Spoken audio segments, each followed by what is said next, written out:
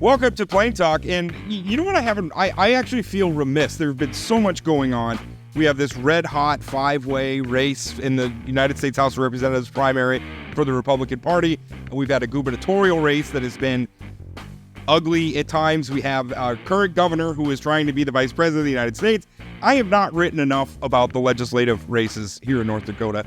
We have not talked enough about the legislative races here in North Dakota. But there are some very things happening, very important things, very consequential, very meaningful things happening in some of these Republican primaries. In a lot of ways, it's the battlefield for control of the North Dakota Republican Party. I don't know if my guest, Jeremy Olson, he's an incumbent state representative from District 26, is going to agree with that or not, but he does have an interesting story to tell about, the way some of these campaigns are playing out. Joining me today, sitting in for Chad Oban, who I'm pretty sure is taking another vacation now.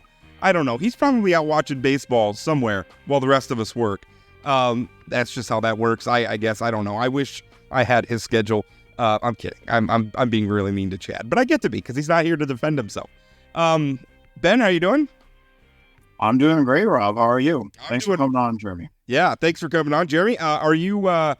You're running in District 26, and you are running. There's another incumbent, Senator Dale Patton, is also running for re-election, and then there's also I guess all three of the incumbents are running. I should say that's correct. Wow. But there is a challenger, a newcomer, who is also running, and there's been some confusion. Now, people who are familiar with this podcast and my writing are familiar with Representative Brandon Prichard. But in addition to being a Republican state representative, he is also the executive director of a group called Citizens Alliance for North Dakota. And this group is dedicated to targeting certain Republican incumbents and trying to defeat them. And that is an extremely unusual situation where you have a sitting lawmaker who is also the director of an activist group that is trying to unseat sitting lawmakers from his own party. So that's going on. And then what we have Representative Olson on to talk about is a situation where some of the flyers that are being sent around in Representative Olson's race, as well as another race in Mandan, and maybe others across the state, I guess I don't know, that have been underhanded and a little duplicitous. Representative Olson, thanks for coming on. Hey, Rob. Hey, Ben. Thanks for having me on here. It's a pleasure to be on here. Appreciate you coming on. And Rob, real quick, Jeremy, could you kind of describe your district to folks? Because you're sort of a new district on the scene out there in Western North Dakota. Yes, District 26 is a new district out here. After the census, they did the redistricting, and we were part of the old 39, which basically went from the Missouri River to the South Dakota line. 26 is McKenzie County and probably about the north 3/4 of Dunn County, minus the Fort Berthold Reservation. So smack dab in the middle of oil country is District 26. Yeah, Watford City, I think the largest city in your district. Is that correct? Yeah, the main towns would be Watford City and Killdeer and Halliday. Those Alexander. Those are the ones that are the main towns in our area. I'm from Arnegard, just a little small town between Watford and Watford and Williston. So tell us a little bit about what's going on in your district. Some flyers that came out recently. So early this week, there was a mailer that came out. They had pictures of Senator Dale Patton, Kelby Timmons, and Roger Mackey on it. The interesting part about that is, one, the picture of Dale Patton was pretty old. I mean, he still had brown in his beard, so it had to be dug up from somewhere. Well, he's probably not complaining about that part. Time gets us all. Yeah. The other part of it was absolutely false. Dale Patton and I are running together. He and I are colleagues. We are aligned on a lot of things. We're both, he's a senator and I'm a rep, but we're both on our respective finance and tax as well as the energy committees. And we do a lot of solid, tangible results for our district and for the Western counties. And for them to use Senator Patton's image without his permission, without his knowledge, and send it out in mailers like that was absolutely underhanded and unethical. And that's what happened. Did you have any contact with Representative Prichard? Did he or his group express to you that they were going to do this before these mailers came out, or was it just a surprise in the mailbox? None at all. No inkling at all. And same thing with Senator Patton. He texted Prichard, asked him to call him, and he wouldn't respond. So, unfortunately, that is kind of been the MO of Representative Prichard. Been very unprofessional in his ways of dealing with things. I should note that because I wrote about this story this week, and then also I attempted to get a comment from Representative Prichard as well. I texted him, I called him. His voicemail box was full when I called, couldn't leave a message. I certainly sent him a text as well, and got no response at all, which I thought was unfortunate. To be clear, I mean, the way Citizens Alliance came about, for people listening, is or at least just judging by public filings and stuff, the thread that I've followed is originally Prichard had a federal independent political action committee called the YR Victory Fund, Young Republicans Victory Fund. And he went around and he raised a bunch of money. And I spoke with some of the people he raised money from, and they said that they were told that the money would go towards promoting engagement among young Republicans, getting young people basically involved in politics and everything else. They thought that was a good cause. And I mean, taking it at face value, I think that's a good cause. But what happened is at the end of the reporting period, at the end of the year last year, Representative Prichard took just about all of the money, except for I think a $10,000 payment to himself, took almost all the money and put it into a different political action committee called the Citizens Alliance, which in turn is now being used to attack incumbent Republicans. And Citizens Alliance is also a national group. They're based out of Ohio. They operate in a lot of different places. And this group also, sent out and I guess this is my question now for you, Representative Olson. They had also sent out like a questionnaire or maybe it's like an oath or something, or like something like that, asking lawmakers to sign on, to support their group's their group's agenda. Did you get that? I mean, did they ask you to sign on to that or to sign an oath or something like that? To be honest, I don't recall getting it. And if I did, I would have thrown it out, because I know, one, I'm not going to sign any pledges with anybody for anything, because what is that going to do? I'm not going to paint myself in a corner on something that I might not know anything about. And then, hey, what happens if now we're changing the narrative, and you made a pledge to us, even though it might have been for something else. I don't play that game. You know what? I'm going to run on my accomplishments. I'm not going to have, somebody try to bully me or twist my arm into doing something for them and being part of a group think. I'm busting my butt all my life to get educated and do well and be a good leader and to be a good legislator. And like I said, I don't have the time to waste on that kind of nonsense. Good for you. I try and avoid that much commentary while interviewing, but I can't help myself. Need more of that. Representative Olson, can I ask, at the district convention with the Republican Party in 26, or just in general, Arnie Garden, small town, Whopper City's on the grow, but it's still a small town. When you're at the grocery store, at the ball game, at church, do you have folks coming up to you saying, who know you, saying, Jeremy, we like you, or, vote for you, but I just don't think you're conservative enough, or I don't like the way you voted, and I think we need to true up the way that you vote for conservative principles. It sounds facetious, but are you hearing that? Because in theory, that's what this challenge is. Is that something that you hear day to day? No, not at all. Just the opposite. I'll preface this by saying I spend my time on practical, kind of nuts and bolts issues. I don't spend my time on social issues. Are they important? Certainly, they have their place, but I'm not putting all my time in that. I'm putting my time into tangible things that are going to do, that are going to put food on the table for my constituents. And you aren't hearing an outcry from them about them, is what you're saying. Pardon me? you're not hearing an outcry from constituents about these hot button issues that are being moved. I mean, there's a few loud people out there, a vocal minority that do, but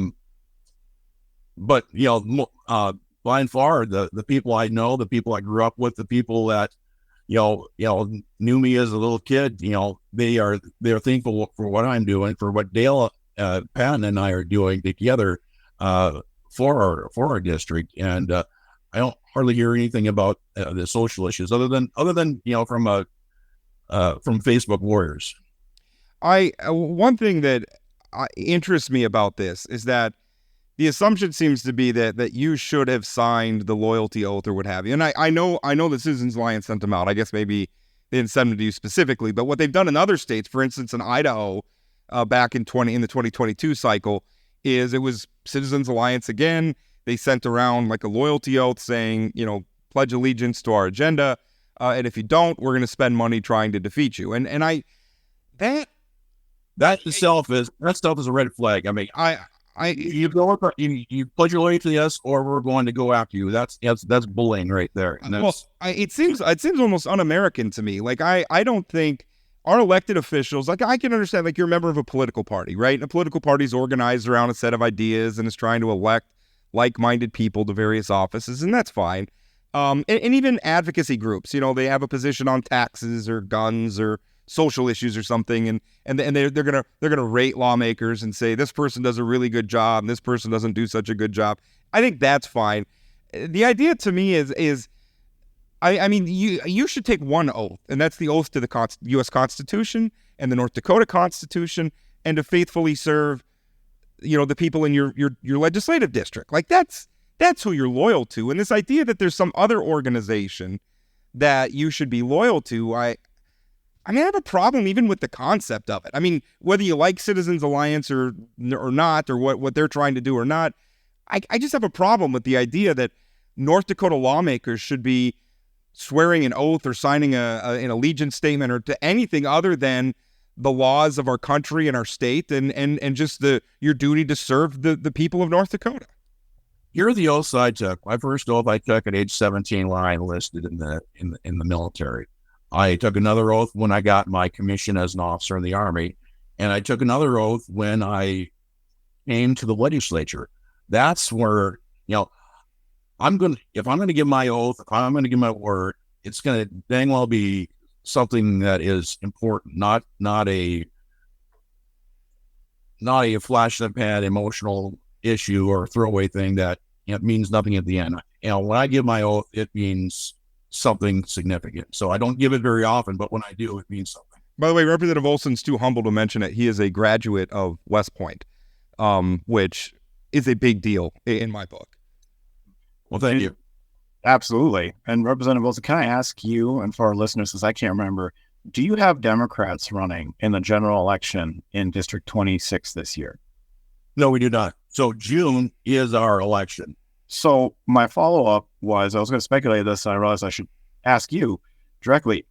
I don't quite see where Representative Prichard nor his group view you as a target. I don't understand it myself. I also don't live out there, and I'm not in the Republican caucus, but do you feel this is simple opportunism where there are chances to swap out or bring Republicans closer to him, especially where there aren't challenges on the other side of the aisle at all in a district that frankly is very Republican voting?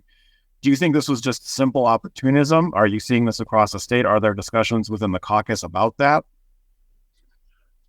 No, I'm never going to try to pretend I know what's in his heart or his mind. I honestly don't want to go there.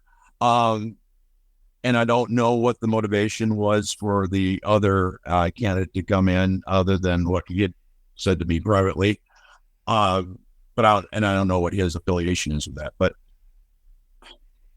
was there talk in the caucus during session? You've been in there for the 2023 session. The Republican caucus meets, I think, on a weekly basis, on a regular enough basis. When you were there, was Representative Prichard or other folks who identify with what they would consider their wing of the party, were they saying out loud, we think the caucus, we think folks aren't voting the right way, it's upsetting us? Was this voiced to you? No, and we also had like freshmen, legislative freshmen meetings, so they didn't show up. They were, guess a lot of them felt that they knew what they needed. They knew enough. They didn't need to learn anymore. I found those sessions extremely helpful to make me a better legislator. For behind the scenes for folks, and I'll speculate a little bit because it's a compliment to Mike LaFleur, mostly caucuses talk about what's happening on the floor that day and what bills are coming up that are hot button bills, see where they get a temperature, and serve as, I assume, educational sessions. And I'm guessing Mike LaFleur brought in a whole lot of folks to talk about oil extraction, tax rates, what have you. You're saying that there were freshman legislators that frequently just didn't show up to caucus during session? So yeah, something like that. But I'll break it out. We had the caucus meetings, and then we had freshman training meetings. So those are okay. Those are separate, but they weren't showing up to those. Correct. What are you hearing? I mean, switching gears a little bit from the Citizens Alliance stuff. Obviously, you're running for re-election. The election for your district's happening in June in the primary because the general election is going to be uncontested. What are you hearing from voters right now? What are they concerned about? What are their priorities? It could be a bunch of different things. In our area in Western counties, water is a big deal. Having access to it, cost of water, roads, infrastructure is another one, because I mean, we are the ones that we're pounding our roads down, extracting this treasure for our state. To a small extent, the property taxes, and most people are learning now that that property tax abolishment thing is a really bad thing. And it's a really, really bad thing for our counties, our district, because they would be backfilling it with oil and gas money. So getting that message out has turned a lot of opinion, back to where it should be. You don't want the city commission in Arnegard to have to travel to Bismarck to approve a new street light? Absolutely not. Well, here's the thing. You think the Western counties have enough voters, have enough legislative votes compared to Cass County or Burley County to, when it comes to that. And here's the thing, you're talking about the local control. The state legislature meets once every 2 years. So if you're going to try to get something for a project, or you got to happen, you got to react fast. You're not going to wait 18 months to request money. Whereas the county commissioners meet at least twice a month. City commission meets, very frequently too. They're the ones that can react in a short timeline. Well, I was going to ask, one of the reasons why Citizens Alliance is targeting you is your vote on some of the social issue votes. And you said that wasn't a high priority for you. I mean, you said they're important. I'll say that it's not a high priority for me to put a lot of time and effort into it. I vote conservatively, sure, but I'm not the champion of that. I guess I deal with the nuts and bolts stuff. I deal with the mechanical issues, not the social issue. That's my forte. The knock on you from that crowd that I've heard, maybe the Citizens Alliance or the faction of the Republican Party that Representative Prichard's trying to represent, is that, if I remember right, you voted against one, maybe both of the book ban bills. You want to talk about those votes or why you voted that way? I'm sorry, the what bill? The book ban bills. Or maybe I'm misremembering you. I believe I voted for one of them, the one that LaFleur had put out. I voted for that one. Okay. Now that was a tough one for me. I mean, I was torn on that one. It was not an easy vote for me, because there, on one side you have the stuff in the school that shouldn't be there for kids, or libraries that shouldn't be there for kids, but the other side you got the First Amendment. So I think I voted on the lighter version of that. I absolutely voted against the one that had penalties for librarians and stuff like that. The thing is that we're coming down so heavily handed on that. I was like, no, this is garbage. I can understand having a study, having the ability to, okay, let's segregate them or something like that. But I was absolutely not a fan of having the state come down and heavily handed on a librarian or a teacher. This is perhaps an unfair question to ask you, but you're in the middle of it now. You're a freshman and you didn't design it. You didn't design this, but I know in some surrounding states that are kind of one party control. So in Montana, South Dakota, Republicans are the dominant party the way they are in North Dakota. Statewide offices are held by Republicans, large majorities in the legislature. The governor is a Republican. In those states, there's been an organized effort in Montana. It's called the Business Solutions Caucus. And it's what it sounds like. It's essentially the Chamber of Commerce, and frankly, not really MAGA-aligned, not very online, not very social media-based caucus that raises money for itself, does separate endorsements. At this point, with what obviously I have my leanings, but what many would consider to be unserious legislation or unserious challenges that are focusing on things that just aren't part of everyday North Dakotans' lives, do you think it's time that something like that happens in North Dakota, where June becomes the real election to see which faction is going to control the party that truly controls Bismarck? Do you think that's something that needs to be proactively done within the caucus? Honestly, again, I don't know the background on that, but in conceptually out, because like you said it yourself, Ben, for many areas, minus Grand Forks or Fargo, June is the election for probably 90% of what's going on in North Dakota. It's going to be a Republican. The Republicans are going to be getting elected in November. I mean, it's not yes, wishful thinking, but it's also a statistical fact. So June is where the focus should be. And I agree. And we've been trying to put a lot of focus into the June primaries, because that is what's deciding what's going to happen.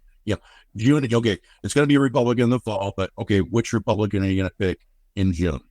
I have a couple of screener questions you could do. You could just start with do you know what a mill levy is? Do you know what WTI stands for? You better not tell me some social media thing, and then maybe something else. Do some oil rates, property taxes, whatever, something really boring. You have to pass the test. That's Ben's commentary that they won't accept, but. WT something else is, but I don't. Yeah, that might stand for an internet. That might be an internet acronym that none of us want to touch. I don't know. Essay question: what is the relevance of West Texas Intermediate to North Dakota's economy? And if you say, "Huh," then you're out. Kind of important. Jeremy, how do we?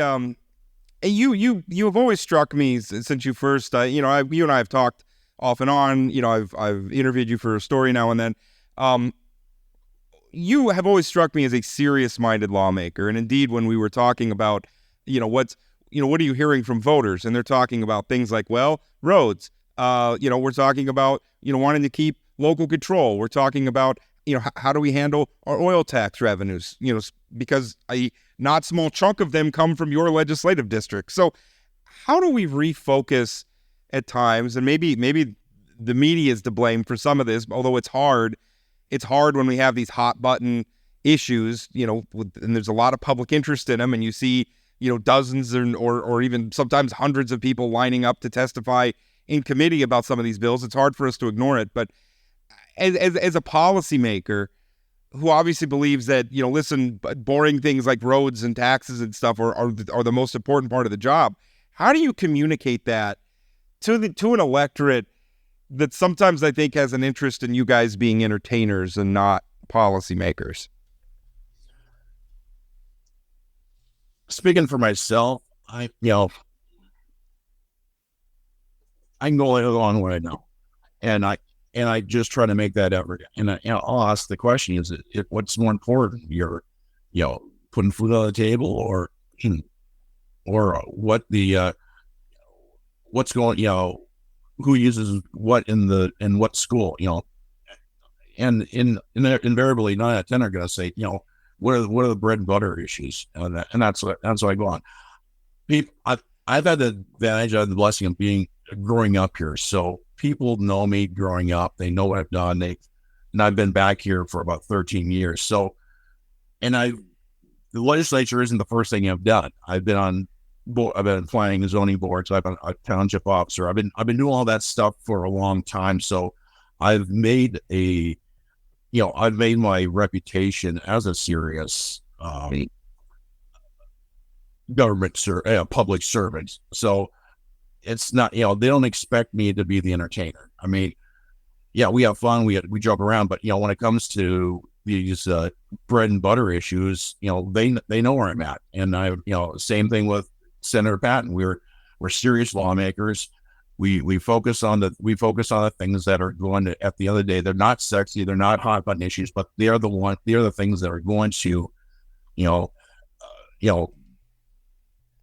be the baseline, the bedrock of what our economy is going to be. Being from Fargo, I'm used to folks campaigning heavy in October, just seeing the yard signs, seeing the door knockers, the ads, that kind of thing. And I'm not out there in McKenzie County, so I don't know. Do you think the average voter who shows up in November but isn't paying attention to party mechanics and caucuses and that sort of thing, as you're talking to folks who vote but aren't like insidery or just aren't super political, do they know about this race? Does it concern you at all? They go to the ballot in June to vote on city issues and see 4 Republicans or 3 Republicans on the House side, and they just are like, oh shoot, I think I know Jeremy. I don't know. Are you worried about that? To some extent, yeah, but that's why I'm wearing out shoes, going around knocking on doors, and getting out of my comfort zone and meeting people, and I said, I got to outwork the other guys. That's what it comes down to. Using my peer network, using my advocates to spread the word. That's the thing that's going to do it. It's not it comes down to boots on the ground and doing the hard work. Hey, if you know where the dogs are that bite by the end of June, I think you'll be setting yourself up good. I already found one a couple of weeks ago. Yeah. Well, Jerry, I thank you so much for coming on. I really appreciate it. All right, Rob, Ben, thank you. I had a good time, and all the best. The cold cases you see at The Vault have captivated readers across our region for years. At The Vault Podcast, our team of professional reporters takes you further into those stories with new interviews from family members, investigators, and experts. Check out The Vault at inforum.com/The Vault and subscribe to The Vault wherever you find your podcasts. Welcome back. Just finished up with Representative Jeremy Olson, who by the way, I think is a mommy. Not that I agree with Representative Olson all the time. That's not the point. The point is he's a serious-minded lawmaker who is organizing his public service around public service and not entertainment. And maybe that's boring for listeners. Maybe it's, these guys just talking about roads and stuff all the time. That's what the legislature is supposed to be doing. They're not supposed to be making you laugh on Facebook or delivering good memes and stuff. They're not supposed to be influencers. They're just supposed to be public servants. That's it. And Representative Olson, that's kind of that's exactly the sort of person I want in elected office. And that's why I got into the district a little bit with him, because for a while, Western North Dakota, the farthest western strip that borders Montana, had basically 3 legislative districts in it. And this is getting into the weeds, but when you have this unprecedented oil boom happening, these huge, 150, 200% population growth in Watford City, Dickinson, Williston, and everywhere in between, not that the folks there who were representatives, who were state senators, were bad, and you had someone who were pretty high up, like Rich Wardner, senator from Dickinson, who's the majority leader in the Senate. All that's true, but most of the legislators were coming from Minot, Grand Forks, Bismarck, and West Fargo. And I'm glad post-census that they've got a more specific district around the Watford City area. And looking at someone like Representative Olson, I'd never met him before, but from how he's talking, what I've seen about him online, seems very focused on those growth issues, on that infrastructure issue. And if I'm a person living around Watford City that works in the energy industry or somewhere supporting it, and I see him out there talking about those sorts of things and not, I don't know, what's in a library every day of the week, to me, that's him doing his job.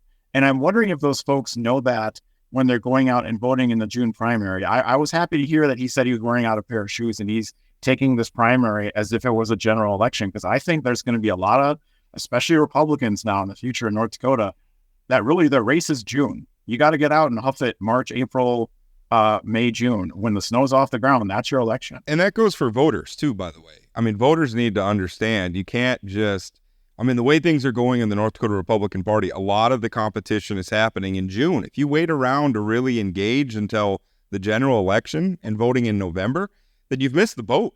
I mean, at that time, it may be settled. I mean, by the time it gets to November, you may not have a choice. It's just going to be 3 people running for your legislative seats unopposed.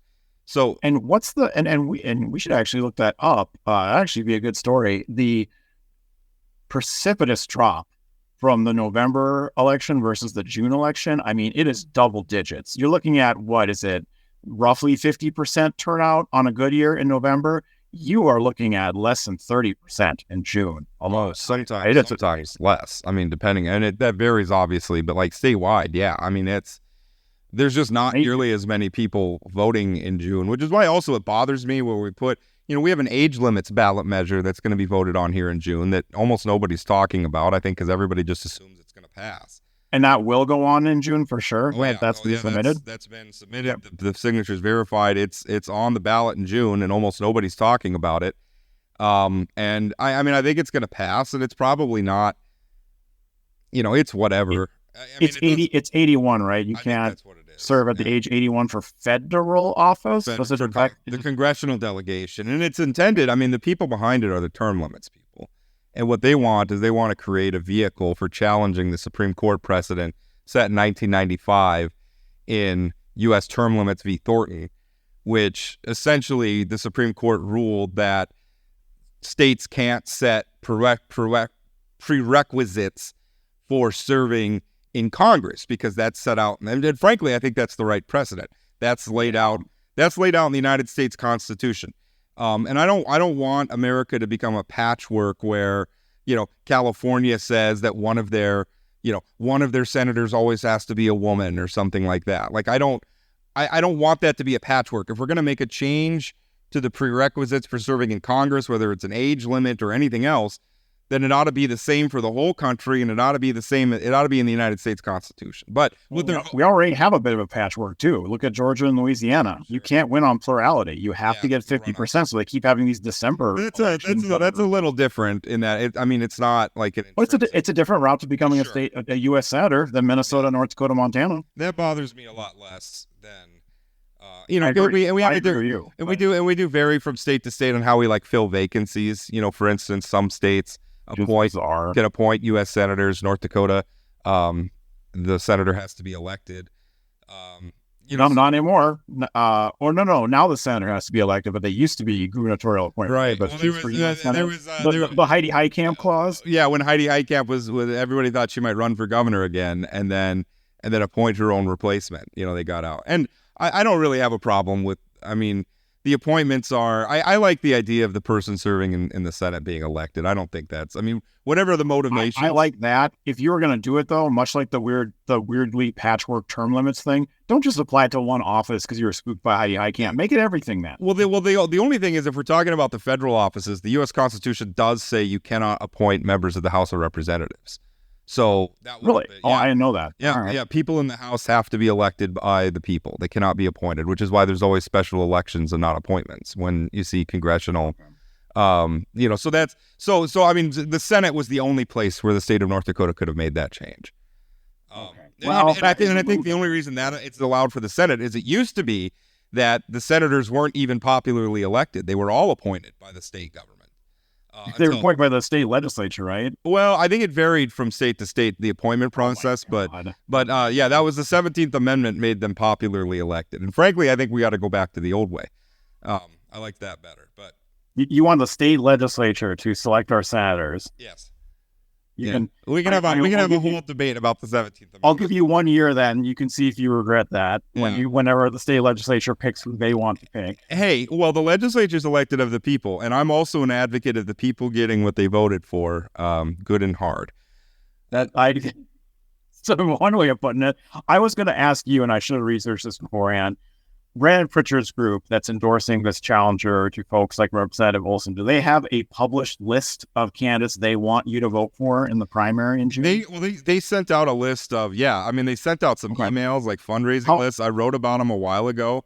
How many challengers are on that list? Well, I know they didn't list the challengers. They listed basically the lawmakers they didn't like. And even those were duplicitous. Okay. So they endorse they have an anti list, right? They don't necessarily have the pro list, right? That's stinky. Yeah, well, because I think they wanted to keep their challengers from being targeted or keep them under the radar a little bit, but they have, maybe they have put out a list somewhere and I just haven't seen it. But that's my favorite, keeping it a secret while running for public office, because no one will find out then. Well, right. Well, eventually people are going to find out, but maybe find out in a timeline where they can't necessarily mobilize against them. But the one thing is Representative Prichard sent out as executive director for Citizens United, sent out this list of dozens of lawmakers who voted against. It was one of the anti-trans bills, and I'm forgetting which one. And they accused one of the hot button socialists. Right, and they accused them all. They all voted against this bill, and what terrible people. The thing is that of the more than almost 30 lawmakers that the mailing targeted, almost all of them had voted for an identical bill. Like, they voted against the duplicate bill, right? Which, as you know, as a former lawmaker, that happens. Like, sometimes you end up with two bills that come through, and they do pretty much the same thing, so you kill one and you pass the other. 85%. It also comes down to that really BS complaint and a campaign attack ad tactic. You could have said that Al Carlson and I voted the same way 90% of the time or 85% of the time, because 85% of bills are procedural cleanup bills. You want to go by percentages, are adjusting words, not adjusting budgets. And where you need to look is where the rub is and why they voted against the things they did. But in the case that you're talking about, it's basic bad faith narratives that are created by not intentionally not including context. And it is deception via implication. It's not an out lie because they voted against that bill, but they're not giving you the surrounding context, and it matters. In fact, a lot of times in lawmaking, it's all that matters. And it's extremely frustrating when it's coming from a lawmaker, because he knows better. He knows better. So the bill was the bill was the pronouns bill. And there were two of them. One was Senate Bill 2231, and that failed. And then the other one was House Bill 1522. That passed and was signed into law by Governor Burgum. Now, Representative Prichard's group named 24 House lawmakers and called them woke and spineless and everything else for voting against Senate Bill 2231. All but of those 24, all but 6 of them actually voted for House Bill 1522, which was an identical bill. So even, and again, I wish both of those bills had failed. I don't think either of them were necessary. I think their provenance was mean-spirited and for a lot of people, rooted in bigotry. I mean, the bill basically banned schools from using the preferred pronouns of students. And I understand people get wrapped around the axle about some of that stuff. I just feel like that could be handled more delicately and more respectfully at the school district. Yeah, locally. It's also the state bigfooting schools from having their own. Yeah, I don't think there's anything conservative at all about that. But even setting aside the objections that you and I have for that legislation, Representative Prichard's group accused 24 lawmakers, called them woke and spineless, when 18 of those lawmakers that he targeted and attacked had actually voted for an identical bill. Like, if you read the two bills, and if you go back and read my column about it, I linked to the full text of both bills. And here, I will read you the bill numbers again if you don't believe me. Senate Bill 2231 is the one that failed. House Bill 1522 is the one that passed. Go look them up and read the text. They're the exact same bill. And you tell me then, how honest is it to attack somebody of voting against legislation when they actually voted for an identical bill? Because at that point, to your point, if you're in favor of this bill and in favor of what it does, this attack doesn't make any sense, because like you're saying, they literally voted for it. And what I thought was very interesting was I brought up during session, the political parties have caucus, which are mostly informational sessions and like a heads up, this is coming up on the floor today. And during those times and after hours meetings, you can voice if you want to, you can voice your opinion that the party or your caucus isn't doing blank enough, should be doing this more, should be addressing that more. There were plenty of, when I was there, plenty of like this, garrison diversion is being talked about enough. You're leaving the western section of the state out in the cold. We're not doing enough for take your pick, the law school in Grand Forks because you guys didn't approve this budget, on and so forth, in both parties. And then to also hear that from Representative Olson here that Dale Patton and others have reached out to Brandon Prichard, reached out to these folks and asked what's going on. You didn't talk to us, but you didn't say there was a problem before this. It's a small state, and it's an even smaller state of elected officials and people who are politically active out in the Capitol. At that point, if you're so passionate about this, aren't you running and hiding? And he's not responding to you about this. Brandon Prichard isn't in this case, who's very much put himself as the figurehead. So what's your end goal here? If you're not willing to be out and talking about this in public, if you're not willing to say this to the face of the people who you're in a caucus with, what are you trying to drive towards here? This just feels like self-aggrandizement, and there's not an actual issue at stake here. What he says is the problem isn't the problem. It just feels like he wants a caucus where he's the majority leader immediately. Yeah. Well, and I think that's the problem where Prichard's the executive director of this group. And, he sent around a pledge or whatever and wanted a bunch of the lawmakers to, sign up for this pledge to support his group's agenda. And again, that's not, how many times do you hear legislative leaders, majority leader in the House and the Senate, and they will tell their members, I understand that some of you, this is what I think we ought to do, but I understand some variation on, you have to represent your district.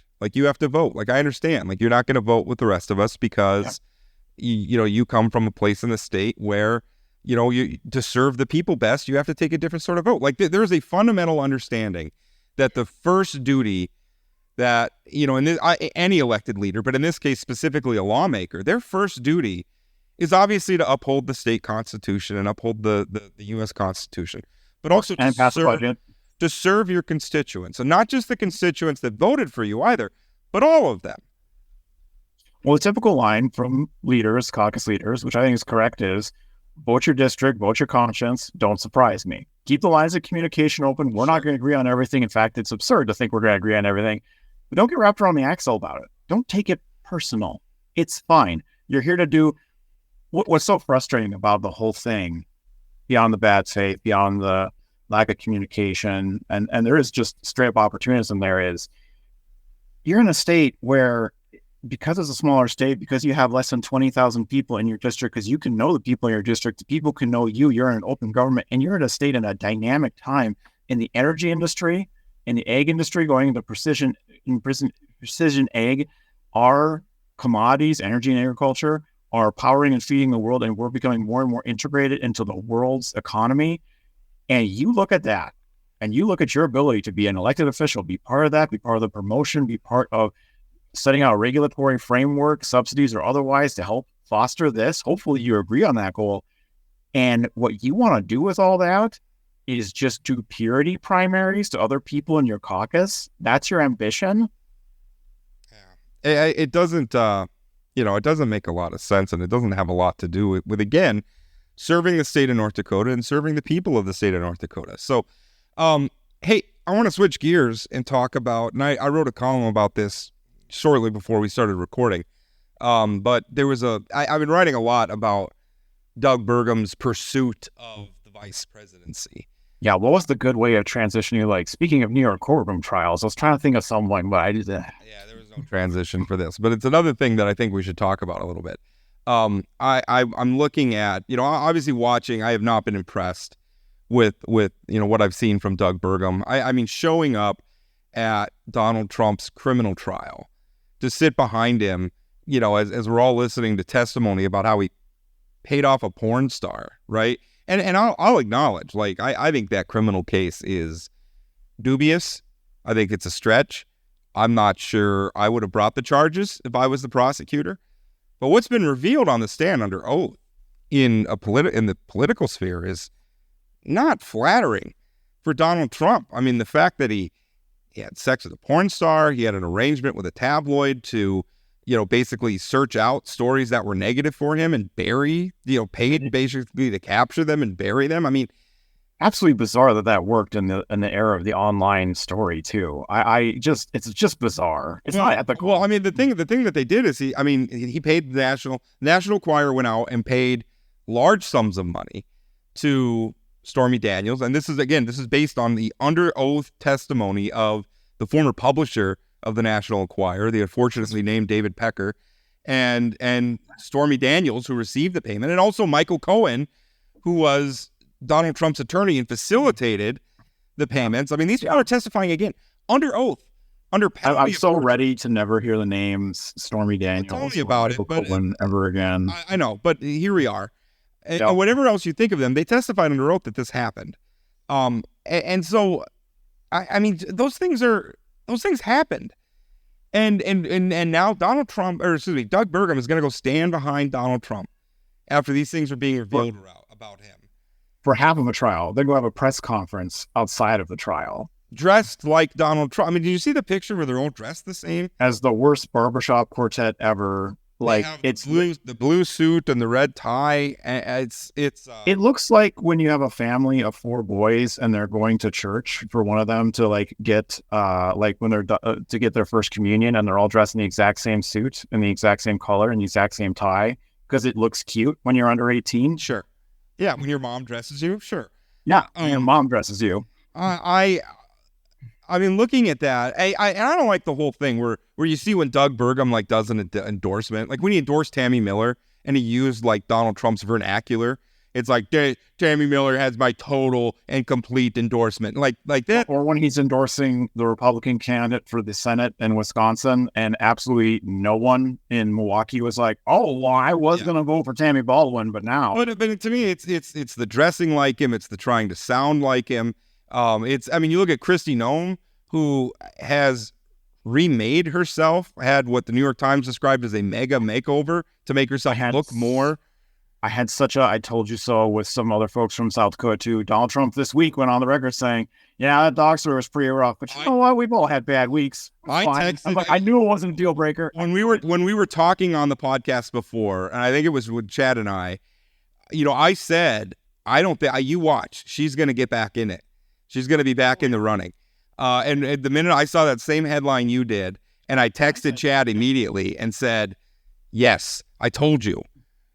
I said at the time, if anything, it shows she's going to be very unpopular and stay the course no matter what. And honestly, that could look pretty good to Trump when he's sizing her up versus Mike Pence. Yeah. So I don't like all of that, like the culty stuff where it's like we have to look like dear leader and we have to talk like dear leader, or we have to look like the sort of woman that dear leader likes. I think it's gross, and I think it's fundamentally un-American. But anyway, so what we wanted to talk about though was former Fargo Mayor John Lindgren's argument, and his argument is that Doug Burgum is essentially engaged in a covert act of, I don't know, it's civic magnanimity. Let me read it in his own words. He wrote in his letter to the editor, I quote, "I'd like to suggest the effort by Governor Doug Burgum to be a part of Trump's campaign may have embedded idealism. I'm a Democrat, but I've known Doug since he was a student at North Dakota State University and see his efforts to be on the Trump ticket differently than pundits who see it as only a self-serving ploy.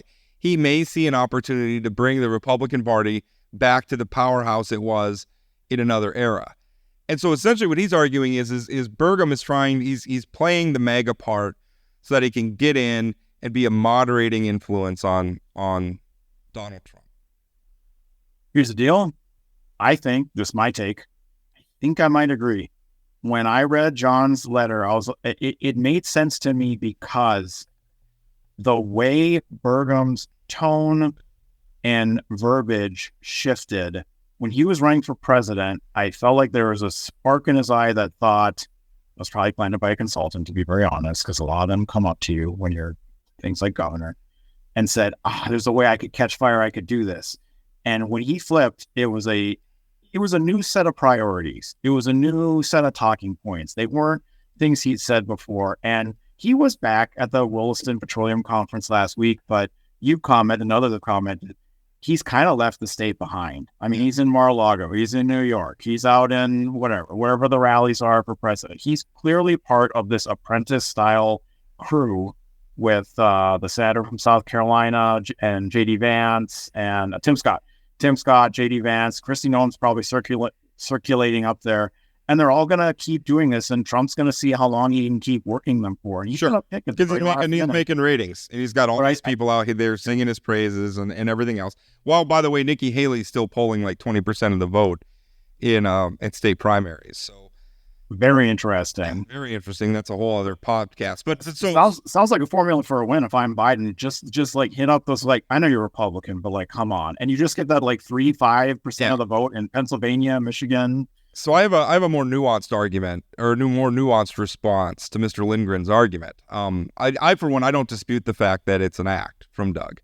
I don't think. I mean, you look at he chose to run against Donald Trump in the primary. You don't do that if you want Donald Trump to be reelected president. He said on national television he wouldn't do business with Trump, and I checked with the Federal Election Commission this morning. Doug Burgum has never made a reportable political contribution to Donald Trump. He's contributed to Mitt Romney. He's contributed to Marco Rubio. He has never given a reportable dime to Donald Trump. So I don't. Money to Kent Conrad, but we don't talk about that. Yeah, well, but the thing is that I don't think the authenticity. I don't even think Donald Trump cares how authentic it is. He doesn't care why somebody's bending the knee and kissing the ring. He just cares that they do it. Oh, no, I'll go a step further. Donald Trump is stone stupid. He doesn't know that they're faking it. That guy is surface level. Oh, I don't think he cares if they're faking it or not. I don't think he's that stupid either. I think that's a mistake people make about Donald Trump. He's not, whatever else you think about him, he's not a stupid person. But back to Burgum, what matters to me is not, I mean, obviously he's doing what he's doing. The question is why. Lindgren's argument is that he's doing it so that he can be sort of a moderating influence. I don't think that matters. I go back again to the Kurt Vonnegut quote that I'm so fond of, which is, you are who you pretend to be. And by the way, that quote is from a book called Mother Night, and it's a novel about a man who served as a hugely successful propagandist for the Nazis during World War II, who was also, in that capacity, serving as a spy for the Allies, and nobody knew about it. And in fact, after the war, the people who knew about it died, and he has no way to prove that he actually did that. And the central question that the novel asks us is whether, the good things he did outweighed the bad things he did in promoting Nazism. It's a really interesting book. Now, MAGAism is not Nazism. I think that's a stupid comparison. But, the thing is the question for Doug Burgum is what he's doing. The bad things he's doing, we're sort of pandering to, the election conspiracy crowd and pandering to MAGAism. Is it outweighed by his potential moderating influence in a Trump administration? And I would argue that it is not. In fact, what it makes me think of is that old Vietnam era quote where they said it became necessary to destroy the village in order to save it. If you think that Donald Trump is a threat to America, then the thing to do is not to help Donald Trump get reelected. The thing to do is to defeat Donald Trump, or defeat him in the primary, defeat him somewhere. I understand. You're just going to support Joe Biden now. I kind of wish the Democrats had put somebody better than Joe Biden up against Donald Trump. It's like Republicans decided to pick the only candidate who could lose to Joe Biden, and Democrats decided to try to pick the only candidate who could lose to Donald Trump. It's such a race to the bottom. But you said you wanted voters to get what they voted for good and hard. Democratic primary voters vote for Joe Biden, sir. I know. That one silver spoon is about Congressman from Minnesota. It might have been nice. It might have been nice if Democrats had put a real alternative to, and not one of the weirdo little known alternatives, but an actual palatable. Pete Phillips wasn't a weirdo, but nobody cared. Well, he was a boring congressman from a Minneapolis suburb. I mean, okay. But I agree with your point though about if you fake it with this administration, what Donald Trump does, if you try and fake it till you make it, I think a more like I understand the comparison with Mother Night makes perfect sense. I think a more American comparison could be a few of the handful of Southern Democrats that would play footsie with, oh, now racists, and would be using racist, segregationist language in the 60s and 70s on the come up. And when Jimmy Carter famously was on record saying he really regrets, he's like, I very much used dog whistle language in one of his races for governor against a Republican. And he didn't say, I don't like black people, but he said stuff that by implication meant we need them to stay out of our schools. Yeah. And he's like, I did it. And I feel incredibly guilty about that. And then you could argue, unfortunately, that him remaining governor via that was the pathway to him getting in the White House. And is that a good thing? No. And to your point, Jimmy Carter doesn't think it's a good thing. He looks back on it and he's like, no, that sucks. I should have done that. I just don't know. I can't excel. I can't sign off on what Doug Burgum's doing is okay, because if he's the vice president, then he might be a Mike Pence, right? And be the guy who refuses to overthrow the election because Donald Trump asked him to, right? I mean, that's what you hope out of any public servant, is that ultimately when the time comes that they put their oath to the Constitution above whatever political loyalties they have. It's just, I'm not ready to buy that there's some hidden altruism to what Doug Burgum's doing. I think what Doug Burgum's doing is about Doug Burgum and Doug Burgum's quest for power and to move as high up the political ladder as he possibly can. I think it was silliness, and I'm armchair quarterbacking now, but I think it was silliness that he had the numbers. He could have had a third term as governor of the state of North Dakota. If Biden had gotten reelected, you've been at the tail end of a 2-term Democratic presidency. His run for president in 2024 or 2028 would have been pretty realistic. Now, again, that is me Monday morning quarterbacking him. But how long does this VP contest go for? When does Donald Trump have to choose? Is it can you do it the day before the convention? And I imagine, yeah. I mean, I guess I don't know. I'd have to look up I always forget what the timing is. I mean, obviously there's a ballot access question, right? I mean, whoever his running mate is, he has to have a running mate to be on the ballot with him. So I don't know when the latest date is. So I mean, we have a little. I'll bet you Donald Trump hangs them all out to dry until the day before. He wants to dangle them and he wants to get ratings off of it, which right now he's actually failing to do, because for the amount, whatever oxygen Donald Trump's getting, it's the trials. And even that people aren't paying that much attention to. They're not really, I don't think the average person is saying, who is it going to be? Tim Scott? Is it going to be J.D. Vance? I don't think nobody knows. I saw a quote actually from somebody around Trump. And I actually thought this was really accurate, as he said, the only person who knows is Donald Trump, and he even probably doesn't know yet. So anybody who's saying that they know, they don't know. Here's my bet, and it's worth the amount of money I'm putting into it, which is nothing.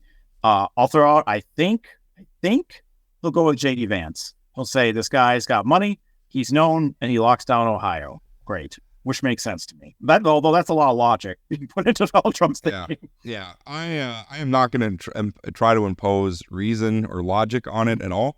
And I'm going to say he's going to pick Kristi Noem. If for no other reason than because there's nothing, the sort of mega base likes more than somebody who is detested by the news media. And even though a lot of the mega base was also detested by Kristi Noem, Pope Trump has given her his blessing. He's forgiven her sins, and now she's in the position to be rehabilitated and bring her back. The one thing I could see Trump being afraid of with Kristi Noem is she might get more ratings than him, just because she's so much weirder. Yeah, you know what? You're kind of convincing me. You are kind of convincing me here, and I think the campaign really likes the idea of Noem versus Harris. I got so many text messages when I called that Doug Burgum was going to show up at the trial.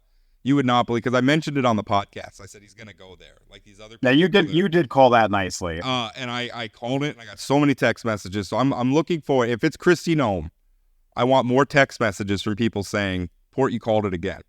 Now, if I'm wrong, and he picks Doug Burgum or J.D. Vance or something, I don't want to hear about it. But if I'm right, feel free to shower me with praise. All right. Everyone get their absentee ballot or figure out where you can vote before June 11th because the primary is going to be very, very, very, very You short. can vote now. Like, if you're afraid you're going to be busy on election day, there's nothing. You don't need to have a reason for it other than convenience. You can request your absentee ballot now. And by the way, I meant to mention this before too, because living in Cass County, there are 11 legislative districts here.